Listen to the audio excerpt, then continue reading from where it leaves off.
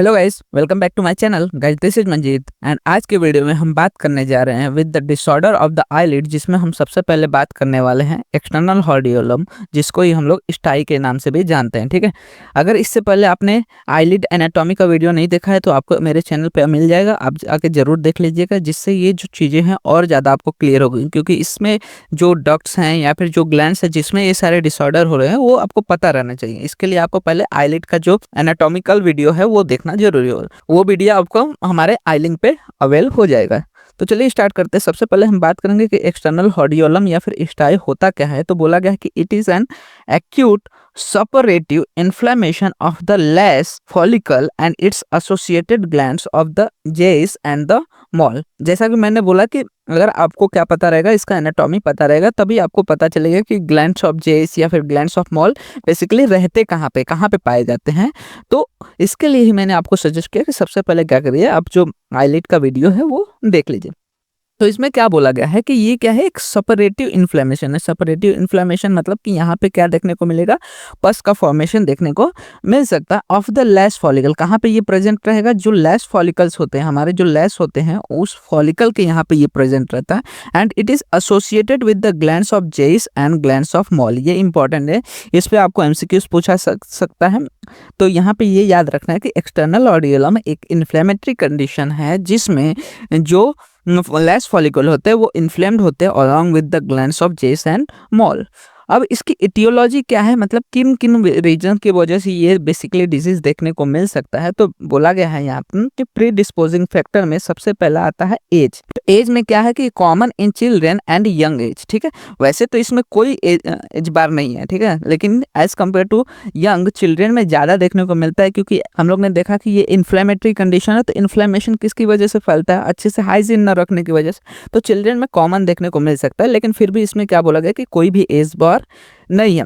साथ ही साथ बोला गया कि in patient with the eye strain due to the muscle imbalance और द रिफ्रैक्टिव एरर्स। ठीक है, जिन पेशेंट में क्या है, मसल का इम्बैलेंस है, मतलब कि मसल की टोनिसिटी अच्छे से नहीं मेंटेन है, या फिर उसको रिफ्रैक्टिव एरर है। रिफ्रैक्टिव एरर होने की वजह से बार बार उसके आंखों पे जो ऑर्बिटल एरिया है हर जगह पे क्या पड़ता है, स्ट्रेन पड़ता है, जिसके वजह से पे इन्फ्लेमेटरी कंडीशन जनरेट हो सकती है।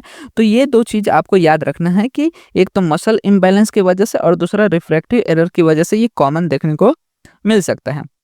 सेकेंड बोला गया है कि habitual rubbing of the eyes. अब habitual rubbing of the eyes से क्या होगा कि बेसिकली जो भी बैक्टीरियाज है या फिर इन्फ्लेमेटरी कंडीशन है वो हमारे आंखों तक रीच कर दिए, जिसकी वजह से यहाँ पे इन्फ्लेमेशन ऑफ द आईलेसेस देखने को मिल सकते हैं।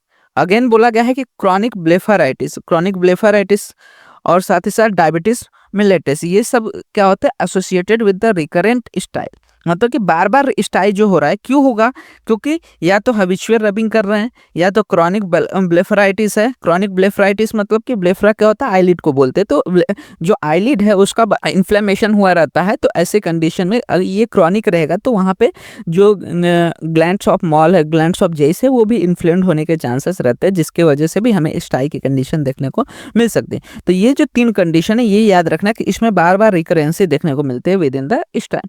इसके बाद मेटाबॉलिक डिसऑर्डर की वजह से हो सकता है, मतलब कि जो भी हमारे आई है, आईलिड के अंदर हम लोग ने जो डिफरेंट लेयर पढ़े हैं, तो उसके अंदर जो भी डिसऑर्डर्स हो सकते हैं, क्योंकि वहाँ पे क्या होता है, डिफरेंट मेटाबॉलिसिस होते रहता है, जिसकी वजह से वेस्ट प्रोडक्ट भी फॉर्म होते हैं, तो वो अच्छे से नहीं निकल रहे हैं या फिर अच्छे से मेटाबोलाइज ही नहीं हो रहे सारी चीज़ें, तो उसके वजह से भी यहाँ पे क्या देखने को मिल सकता है, स्टाई की कंडीशन देखने को मिल सकती है। साथ ही साथ बोला गया कि excessive intake of the carbohydrate and the alcohol, तो इन रीजन से भी यहाँ पे हमें स्टाई की कंडीशन जनरेट होते हुए देखने को मिल सकते हैं। तो यहाँ तक हम लोग ने क्या क्या देखा कि एक्सटर्नल हॉर्डियोलम होता क्या है, कि ये एक इन्फ्लेमेशन है। कैसा इन्फ्लेमेशन है ये याद रखना है, सपरेटिव इन्फ्लेमेशन है, जहाँ पे हमें पस डिस्चार्ज देखने को मिल सकता है ऑफ द लेस फॉलिकल होता है और एब्जॉर्ब एसोसिएटेड होता है विद द ग्लैंड्स ऑफ जेस and the glands of mall. उसके बाद आता है एटियोलॉजी में हम लोग ने डिस्पोजिंग फैक्टर देखते हैं कि कोई भी एज बार नहीं है। उसके बाद जो मसल इम्बैलेंस पेशेंट है और जिनकी आंखों में स्ट्रेन पड़ता है due to the refractive errors, उनमें ये बार बार देखने को मिल सकता है। Habitual rubbing of the eyes, chronic blepharitis या फिर डायबिटीज मेलाइटिस की कंडीशन में भी ये क्या होता है, रिकरेंट रहता है। एंड इसके अतिरिक्त बोला गया है कि मेटाबॉलिक डिसऑर्डर्स हो गए या फिर excessive intake of carbohydrate and alcohol की कंडीशन में भी ये देखने को मिल सकता है। तो ये क्या हो गया, इसके पॉजिटिव फैक्टर्स माने जा सकते हैं जिसकी वजह से रिकरेंसी देखने को मिलते हैं। तो बेसिकली इसका इमेज आप अच्छे से ध्यान दो, ये बहुत ज़्यादा इंपॉर्टेंट है क्योंकि एक्सटर्नल हॉर्ड्यूलम, इंटरनल हॉर्ड्यूलम और चैलेजियन, ये 3 कंडीशन बेसिकली आईलिड में ज़्यादातर देखने को मिलते हैं इन द क्लिनिकल केसेस में। तो यहाँ पे आपको याद क्या रखना है कि ये जो कंडीशन है ये कहाँ पे देखने को मिलती है, आई लैश पे, ठीक है। आई लैश मतलब कि जो हमारा आई लिड है उसके जस्ट मार्जिन पे प्रेजेंट रहती है, और जब जस्ट मार्जिन पे प्रेजेंट रहे तभी हम उसको क्या नाम देते हैं, स्टाई नाम देते हैं या फिर एक्सटर्नल हॉर्ड्यूलम कहते हैं। वहीं पे जब इंटरनली देखने को मिले तो उसको एक्सटर्नल हॉर्ड्यूलम नहीं कहा जा सकता। तो ये आपको डिफरेंशियल डायग्नोसिस में याद रखना है, ठीक है। आगे हम बात करेंगे सेकंड कॉजेटिव ऑर्गेनिज्म कौन सा है। तो ये आपको अच्छे से याद रखना है कि जो स्ट्रेप्टोकोकस ऑरियस है ये सबसे इंपॉर्टेंट कॉजेटिव ऑर्गेनिज्म है इन द स्टाई या फिर एक्सटर्नल हॉर्ड्यूलम। क्लिनिकल फीचर्स की बात कर लेते कि किस तरह से हमें जो पेशेंट आएगा वो क्या क्या सिम्टम्स देगा। तो बेसिकली वो बोलेगा वहाँ पे एक्यूट पेन है, ठीक है। उसके अलावा बोलेगा स्वेलिंग ऑफ लीड देखने को मिलेगा जैसा कि हम लोग ने अभी देखा। उसके बाद माइल्ड वाटरिंग और फोटोफोबिया, ये 4 कंडीशन यहाँ पे वो ज़्यादा क्रॉनिसिटी के साथ आएगा। मतलब कि ये सारी चीज़ें ही उसकी मेन सिम्टम्स या फिर मेन जो वो बताएगा पेशेंट वो यही रहेंगे कि वहाँ पे उसे पेन देखने को मिलेगा, अचानक से पेन बढ़ा हुआ उसको लगेगा, एक्यूट पेन रहेगा। साथ ही साथ स्वेलिंग ऑफ द लीड देखने को मिलेगा, वो भी कहाँ पे रहेगा, लीड मार्जिन पे, याद रखने का लीड मार्जिन पे रहेगा, तभी हम लोग उसको एक्सटर्नल हॉर्ड्यूलम में कंसिडर करेंगे। माइल्ड वाटरिंग देखने को मिल सकेगा क्योंकि इन्फ्लेम कंडीशन है, तो ऑफ कोर्स इन्फ्लेमेशन को कम करने के लिए वहाँ पे क्या होगा कि जो आईलिड है वो मोटा हो चुका रहेगा, तो वो बार बार कॉर्निया को रब भी कर सकता है। तो ऐसे कंडीशन में वहाँ पे इरिटेशन की वजह से भी माइल्ड वाटरिंग देखने को मिल सकता है। और सेम कंडीशन के कारण ही यहाँ पे फोटोफोबिया की भी कंडीशन जनरेट हो सकते हैं। वहीं पे साइंस में मतलब कि ऑन एग्जामिनेशन हमें क्या देखने को मिलेगा, तो ऑन एग्जामिनेशन में 2 स्टेजेस देखने को मिलते हैं। सबसे पहले आता है स्टेज ऑफ सेल्यूलाइटिस और दूसरा आता है स्टेज ऑफ एब्सेस, ठीक है। तो स्टेज ऑफ सेल्यूलाइटिस में क्या देखने को मिलेगा कि फॉर्म रेड टेंडर स्वेलिंग देखने को मिलेगा एट द लीड मार्जिन, ठीक है। ये याद रखना है कहाँ पे, उसका पोजीशन बहुत ज़्यादा जरूरी है। तो कहाँ पे देखने को मिलेगा, फॉर्म तो रहेगा, रेड भी रहेगा, टेंडर स्वेलिंग मतलब टच करने पे वहाँ पे पेन भी रहेगा, कहाँ पे रहेगा, लेकिन लीड मार्जिन पे रहेगा। वहीं पे स्टेज ऑफ एब्सेस आता है जब उसमें विजिबल पस point on the lid margin, ठीक है।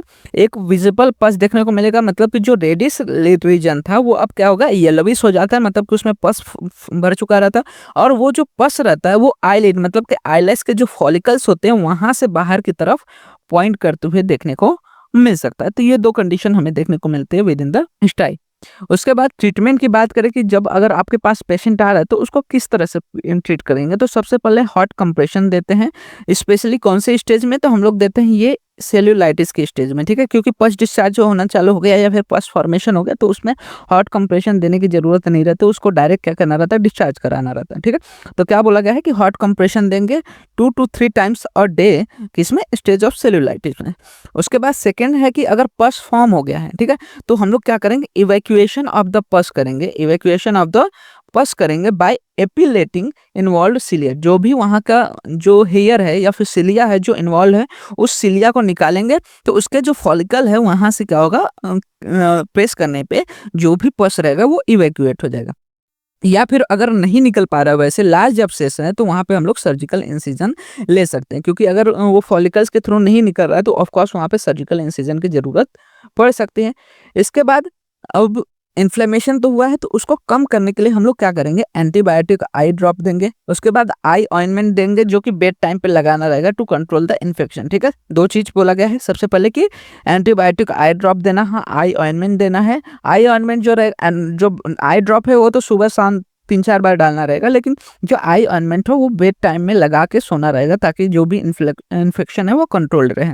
उसके बाद सिस्टमिक एंटी इन्फ्लेमेटरी देंगे, मतलब कि हम लोग जो है ट्रॉपिकल तो दे रहे हैं लेकिन उसके अलावा सिस्टमिक एंटी इन्फ्लेमेटरी और सिस्टमिक एनाल्जेसिक भी देंगे ताकि पेन को और एडिमा को कंट्रोल किया जा सके।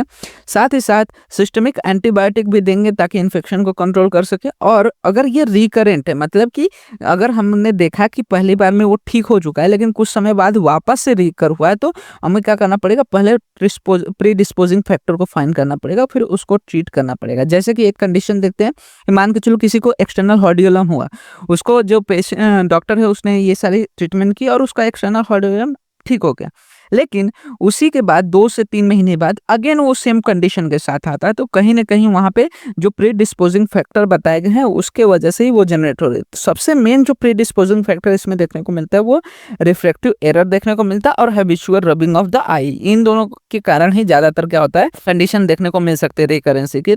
तो हम लोग क्या करेंगे, अगर उसको रिफ्रैक्टिव एरर है तो वो क्या करेंगे, उसको ट्रीट करेंगे, मतलब कि उसको जो भी स्पेक्स हैं वो देने की प्रोवाइड करेंगे। साथ ही साथ अगर हैबिचुअल रबिंग की कंडीशन है तो उसको बताना है कि ये सारी चीज़ें को प्रिवेंट करना है। तो इस तरह से क्या करेंगे, पहले प्रीडिस्पोजिंग फैक्टर को ट्रीट करेंगे, उसके बाद ये वापस से करेंगे जिससे कि रिकरेंसी को मेंटेन किया जा सके। तो ये होता है हमारा टोटल एक्सटर्नल हॉर्डियलम, जिसको हम लोग बोलते हैं स्टाई। तो आपको याद रखना है स्टाई में क्या क्या है। सबसे मेन चीज़ कि स्टाई जो होता है वो कहाँ पे प्रेजेंट रहता है, at the lid margin present रहता है, और ये सेपरेटिव कंडीशन होता है। इसमें जेस और मॉल ग्लैंड इन्वॉल्व रहते हैं।